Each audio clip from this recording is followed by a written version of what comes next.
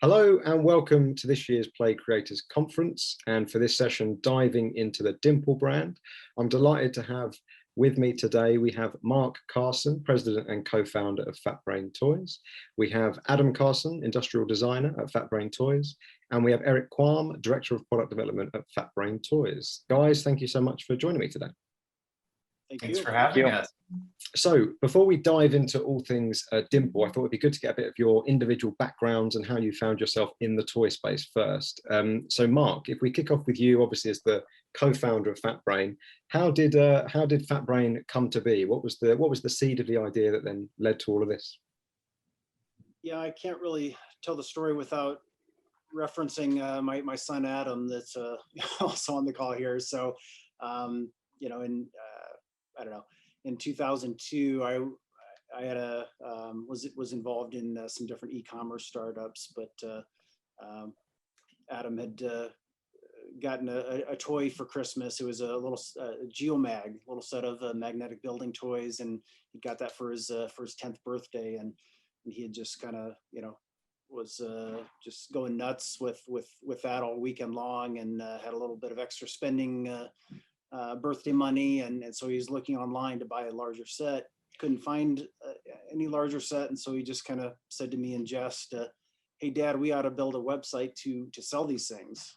And so, you know, like any father, I kind of at first laughed at him, and then I snuck off and did a little research and realized that there actually was a real opportunity there. So you know, I kind of got busy, you know, from a web perspective, which is what I knew, and then I sort of tasked Adam and my wife Karen with you know, sort of the harder work of making some of it happen, and so that's really how it came to be. And you know, we just that was sort of the initial launch was really around magnetic toys, but you know, we quickly evolved into a lot of different areas of sort of specialty toys. Yeah, amazing. So Adam, now we know it's all your fault, all of this basically. In terms of your route in, obviously you're very much there right at the start. It's you inspired it. So I'm interested. It's sometimes when we speak to people that have family in business, it sometimes goes one of two ways. It's either I'll go totally the opposite and I'll become a, you know, circus performer, or I'll lean into it and you know, embrace it and stuff like that. So what was it about toys and about design and about the company as well that meant that you've fully you know, gone into this business? Sure. Yeah. I mean, yeah, I really kind of grew up with the company. You know, I've watched it, you know, grow from our unfinished basement in the house we grew up in, to the garage, and then to several different warehouses. But growing up, I think I kind of struggled seeing kind of where I would best fit in, you know, with the positions at the company.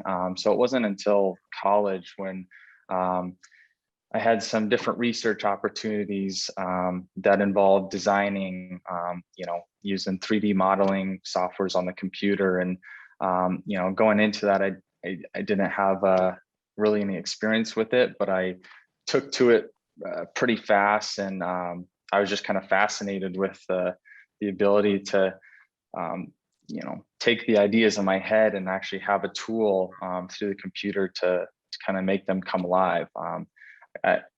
One of my biggest struggles, like creatively, is I'm not a great illustrator. I'm not a great, you know, drawer. So like getting my ideas out was always kind of tough. And so when I finally found that tool in the computer through different softwares, it was just kind of a light bulb moment for me, where I'm like, wow, I can, you know, I can actually make these come alive and maybe do something with it. And so that kind of started it. And then, yeah, as Fat Brain, kind of the Toy Co side, where we develop our own products, that was further developing, and kind of more opportunities came from that. And that's kind of when I jumped in and started with the company.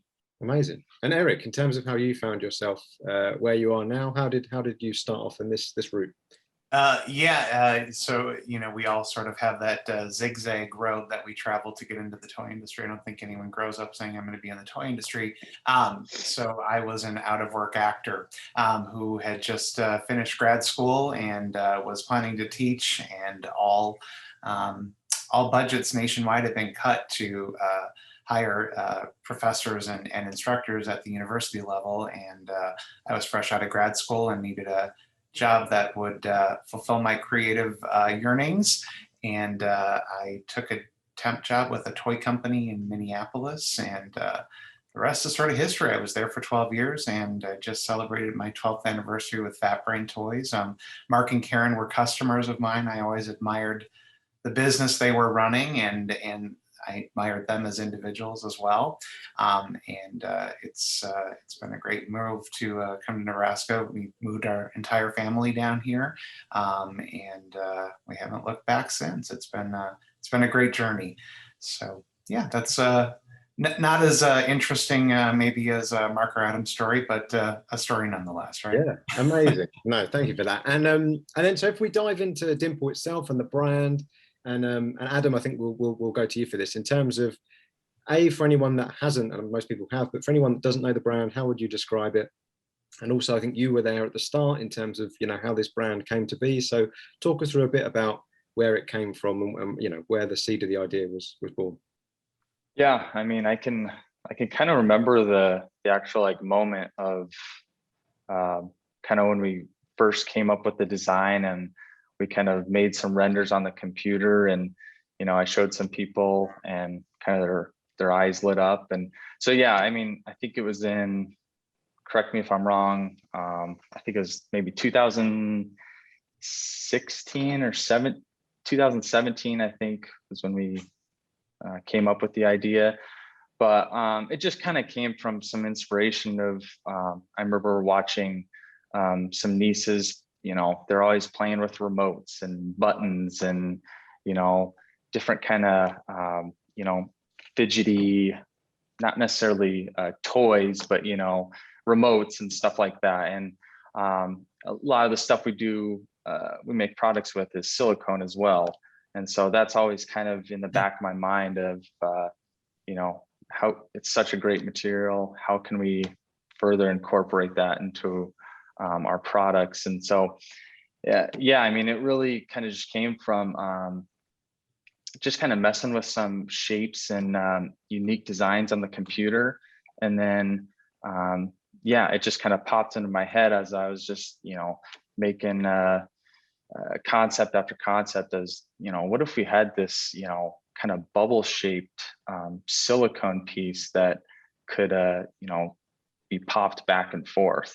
And at that moment, I didn't know if it would actually work like that.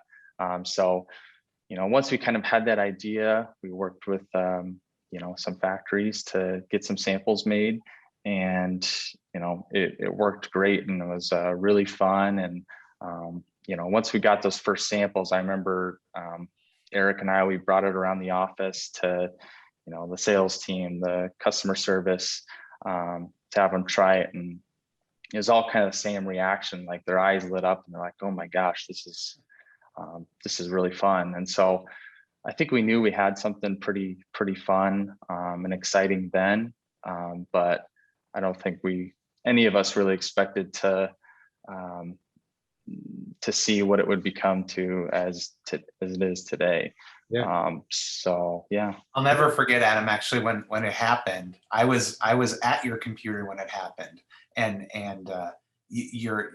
that light bulb that went off. I saw it go off, and he stood up and he ran away from his desk, and he ran to this little room that we have full of pieces of this, that, and the other thing, scraps, and he ran back to his desk and he started pushing things, and it was late in the year when and it was like December, wasn't it? I think it was November. And yeah, because I remember we made it from coming up with the design, and then when we issued the order for the molds, it was like a timeline of 3 weeks or something crazy.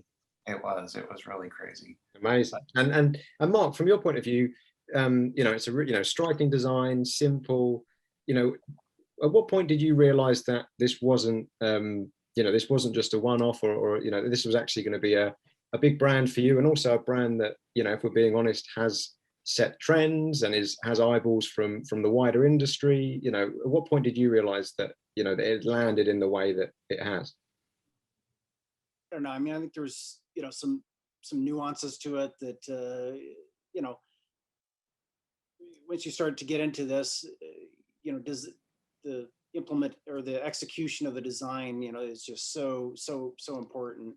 And we saw with Dimpl was that it was designed in a way that was really designed for babies, almost as a sort of a teaser, but immediately anyone who put their hands on it, I mean, you could see how how enveloped a person would get with it, and how they wanted to figure. Testify, I've been it's not left the desk, so Yeah, so I mean, it's one of those rare things, but I think there it could have been designed in 1,000 different ways, but I think the way that Adam executed the design, kept it I don't know, elevated it and made it really appealing to a really wide variety of ages. But I'd say I don't know, we have a sort of a very democratized view of a lot of the toys that we do. We're like, okay, we fall in love with something, and we're put it out there, and we hope that everybody is going to love it as much as we do.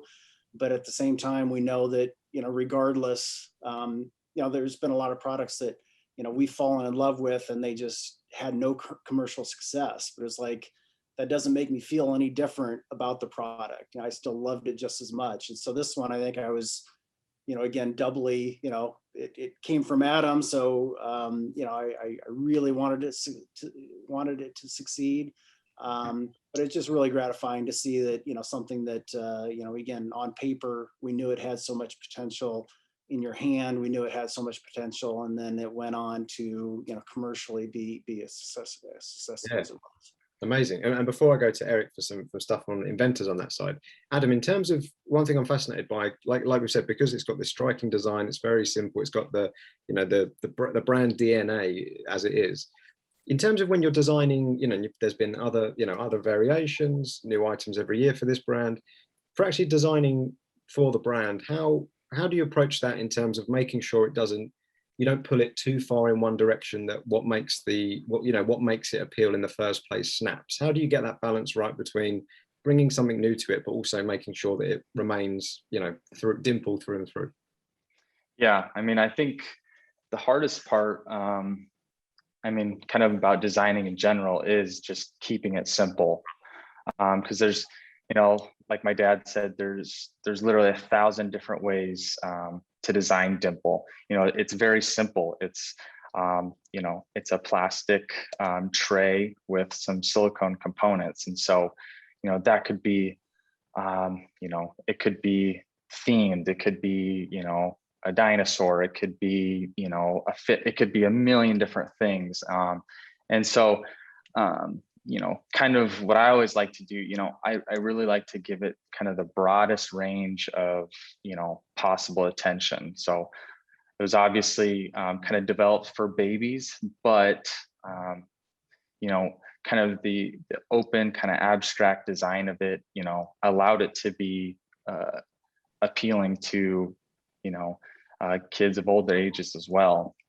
And so for, the future kind of derivatives of Dimpl, like Duo and Digits, I'm always trying to play off the appeal of Dimpl, but just add some kind of new and innovative, just subtle features that make it different enough from Dimpl, but also kind of make it its own product. So with like Duo, we're incorporating shapes and color identification and different textures, and same with Digits, numbers and languages. So it's it's got that Dimpl DNA to it, but it's also with each derivative we're bringing new features that haven't been seen in the line yet. Yeah, absolutely. And Erik, in terms of this, if there's, inventors watching this thinking, they've got ideas for this brand or it's one they're interested in, is Dimpl as a brand something that you're open to inventors sort of playing around with? And if so, what would your take on how inventors can get to grips with this brand in the best way? That's an interesting question. I think, Dimpl's always going to be a in-house member of our family that we're going to hold close.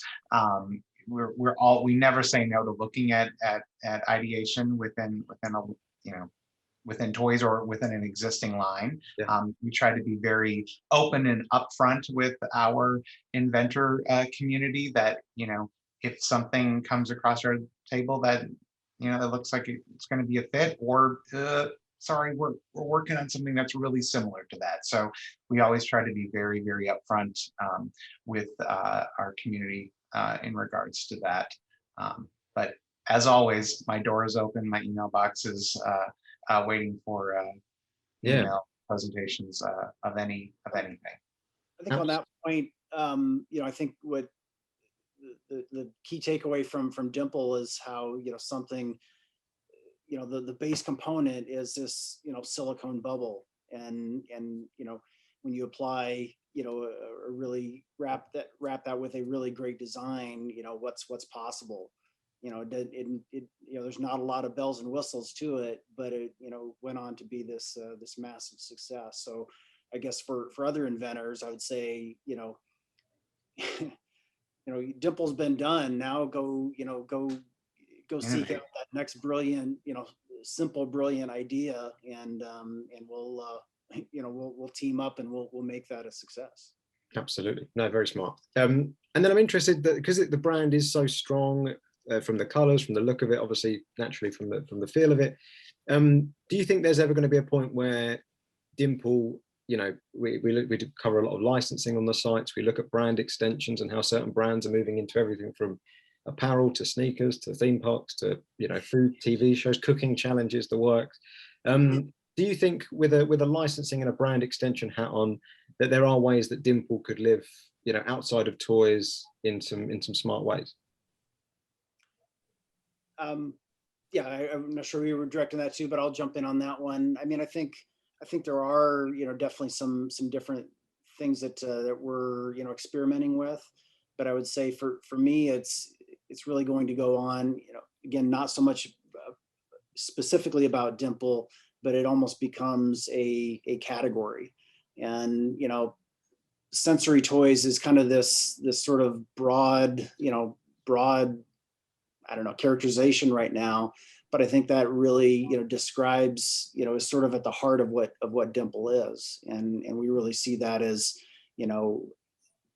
that's where, the life is after, because I mean, with all the different, pop it, sort of toys out there, that is going to eventually sort of fade. But we really think that, Dimpl will live long after that in this sensory toys category.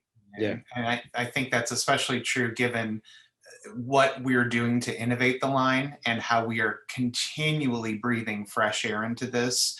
Just looking at what I refer to as my Wallow product, we've got 1, 2, 3, 4, 5, 6, 7, 8 different, 9 different Dimpl innovations coming up through the pipeline. So, and these are completely different takes on this. So we really see Dimpl as, there are no limits. Let's keep getting out in front of it and innovating it. Yeah, amazing. We won't ask you to turn the camera around there and get a sneak peek at any of those. We won't get you in trouble, Erik.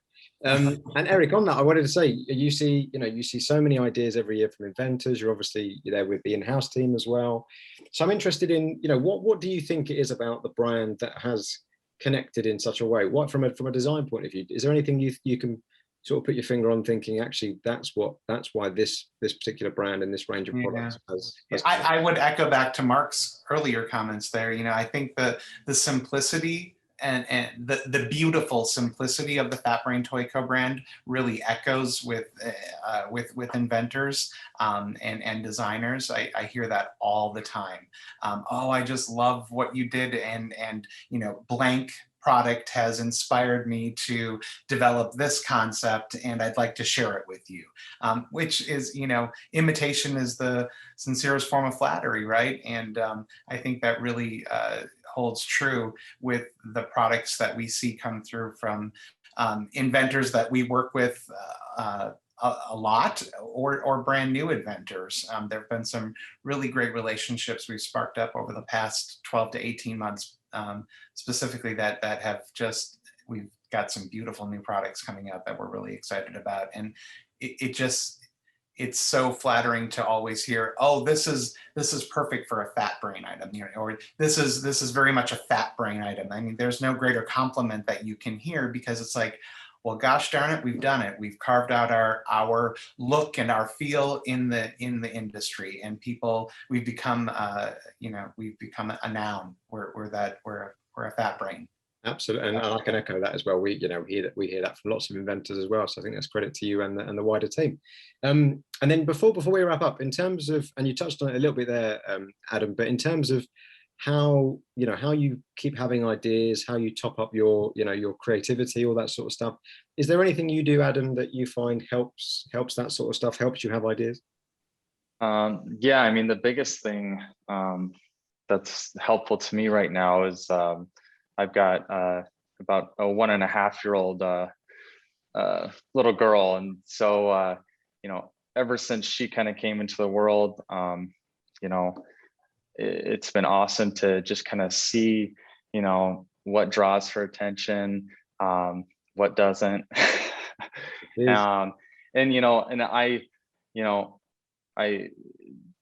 Joking aside, it's one of the best resources I have for inspiration and ideas for future products. Not even just on Dimpl products, but other stuff we have coming down the line. So getting to watch her every day, play with different toys, and how she reacts to them is super useful, and really fun for me to witness firsthand. And the best part is, like, if we say we have a few prototypes we just made, or some ideas that we're our team, we've discussed, we're a little unsure of, I can literally take those home and put them in front of her, and see how she reacts. And that's super helpful insight for what we do here. Yeah, in the same way that I suppose you triggered this, when your dad said earlier about how the company started. Give it a few years, she might spark a similar thing. You might find that history repeats itself. Exactly. And then Mark, in terms of for you, in terms of ideas and creativity and stuff like that, what do you find helps top that tank up? Yeah, I mean, Adam took the best answer right there, but I think it is connecting the dots from a lot of different things, and in design, from not just in toys, but a lot of different aspects, and just trying to uncover what makes something appealing, and really applying that to toys in a lot of respects. But we touched on simplicity a little bit. I kind of had to laugh to myself, as like our development team, even though I think that we have that is sort of the through line, a lot of our things, that they're just sort of this simple genius. But at the same time, every development meeting that we sit in, we try to overcomplicate things, and we're just like, oh yeah, that's cool, but what if we could just add this or add this or add this? And I think that's where it takes a lot of courage from the designers and from our broader team to at some point just say, okay, that's fun to explore, but let's boil it down. Let's stick to what made this product really, really great in the first place, and let's just execute on that, and the rest the rest is just fluff. Yeah. So I think that's always an interesting observation. Yeah, and that's interesting to hear, because I think your stuff, you know, it looks incredibly like elegant and slick and simple, and so it's reassuring to know that there are those meetings where it's, you know, we have to strip some things back to get to that point. And Erik, in terms of you, you know, how do you stay creative? How do you fuel your creativity? What do you find helps? Well, I have 5 daughters, so that definitely helps, and that's really always been a great source of inspiration. But I also get to exercise my creative side a lot by doing a lot of theater and performing, and that really helps keep my the right side of my brain stretched. So I love that. That's my passion. There we go. Amazing. Well, thank you so much, guys. I really appreciate this, and like I say, huge congrats on everything the brand's done so far. And from Erik's board, it looks like there's a lot more good stuff on the way very soon. So exciting times. Yep, won't tell anyone. And yeah, so thank you so much, and thanks everyone for watching, and we'll all catch up again very soon. Thank you, Billy. Thank you very much.